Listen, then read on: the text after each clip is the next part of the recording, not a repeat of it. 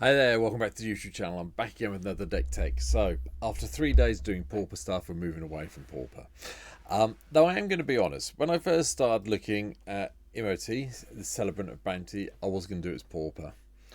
And then there's just too many spells I want to include at Rare and Mythic and so on and so forth. Because this is a Cascade deck. 3-1 for 5 mana that says it cascades when you play it, which is nice, so you can get something lower. And then spells you cast with mana value 6 or greater have cascade. And there were just too many that I wanted to play in this deck to do it any other way than to ignore the Pauper restriction and just go back to doing a normal Magic deck. So, as I said in yesterday's video, I'm going to try and do one Pauper deck for Commander a week, and then the rest of it will be normal decks and other bits and pieces that take my mind. Wilds of Eldraine will be starting out soon. As soon as the full set list comes out, I'll try and get some of them done. But for now, here we go with Imoti, Celebrant of Bounty. So it's a blue-green deck, which means we're going to have ramp. And we're going to have all sorts of wonderful lands in it. And yeah, we have. They're all here. Everything you can imagine is here. Lots of forests, lots of islands, multiple coloured lands all over the, well, green-blue lands all over the place. Few things. Temple of the False Gods here. I haven't gone with... don't think I have anyway. Nope. Didn't put Reliquary Tower in for this one because hopefully we'll be cascading into everything. Have put Miyoko, Koro, Centre of the Sea in though, just so we can do the card draw if we need to. And yeah, the passages, all the rest of it is there. But I have gone heavy on the artifact ramp. I'm not going to argue this. Basically, we want to get Imhotep out as soon as possible, and then hopefully, the turn we play this, we have 11 mana in play, and we can get a spell with cast 6 or more out as well at the same time. That's the aim.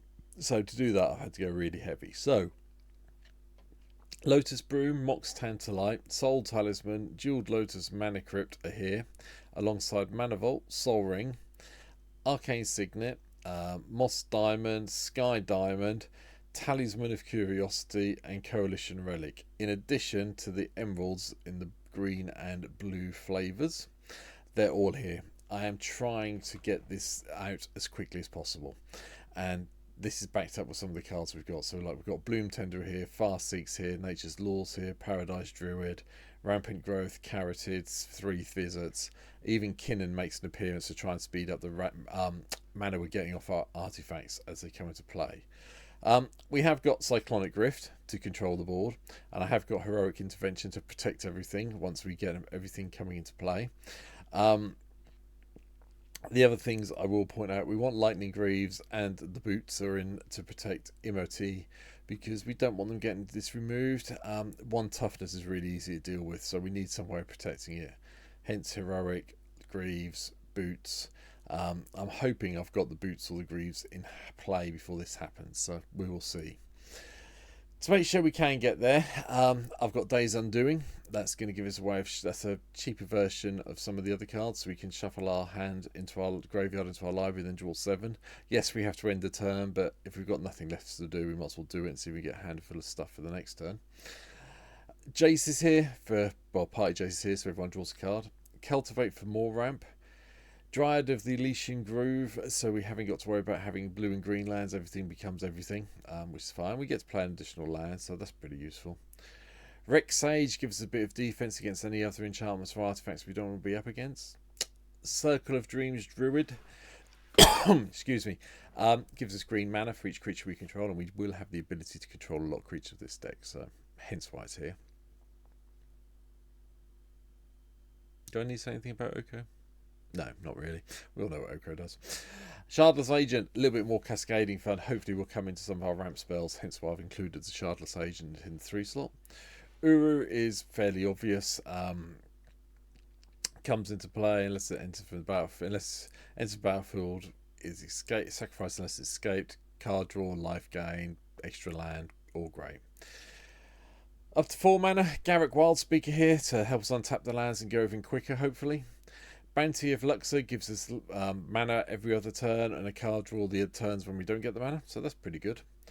Prime Speaker Svanafar also gives us another creature we can go and fetch out. There are a few creatures that could be useful going and getting. Yeah. Maybe. Just saying. And then we've got Rashimi Eternity's Crafter here, so we can get our top card spell. The first spell we cast each turn, we can reveal the top card and cast it if its mana value is equal less than what we're doing. Teferi Temple Pilgrim is also here. Whenever you draw a card, put a loyalty counter on Teferi. 0, draw a card, -12. Each target opponent chooses a permanent they control and returns it to its owner's hand. Then they shuffle each non-land permanent they control into their owner's library. Alright then, okay. It's Teferi. It could be fun if we can get to the -12. Unlikely to, but the card draw is quite nice. And the -2 blue spirit, whenever you draw a card, put a +1/+1 counter on this creature, is why we're playing it, just so we're clear. Defiler of Vigor gives us a nice cheap way of casting extra spells. Leyline Surge eventually lets us just put anything into play from our hand straight into play during the upkeep without paying its mana value. Thank you. Shamanic Revelation, we have a lot of creatures. Who have power 4 or more, so we should be able to gain a lot of life and draw a lot of cards.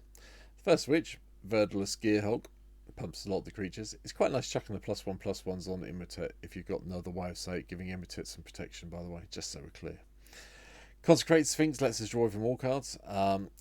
Shakasima's a Prodigy cascades when it comes into play. It's got flash. Shakasima's Prodigy enter the battlefield as copy. Any permanent enters the battlefield this turn. So if someone plays a legendary or plays their commander and you want a copy of it, great card to have kicking around and ready to go. Arkansas, the Omnipotent, is also here. Another way of returning it to our hand. It's great as a way of triggering the cascade if we need to by bouncing it in and out of our hand. And tapping it to draw 3 cards ain't the end of the world either. This is Renewal, gives us 3 lands and some life. And Sweet Gum Recluse, Flash, Cascade, Reach. When Sweet Gum Recluse enters the battlefield, put 3 +1/+1 counters on it for any number of target creatures that enter the battlefield this turn. It's got flash, doing your opponent's turn. If someone's playing tokens, they get a load of tokens in play. You get a really big blocker very quickly with the cascade trigger as well. Can't fault it. Some of the things we're hoping to hit when we get the cascade, we've got Ulvan's Epiphany, just do the extra turn if we need to. Mind's Dilation will annoy everybody at your table, so be careful, you will become a target when you play this card, I promise you. Annoyed Altasaur is here because it has cascade more than anything else, and the reach and the trample's quite a nice combo sometimes that people forget about.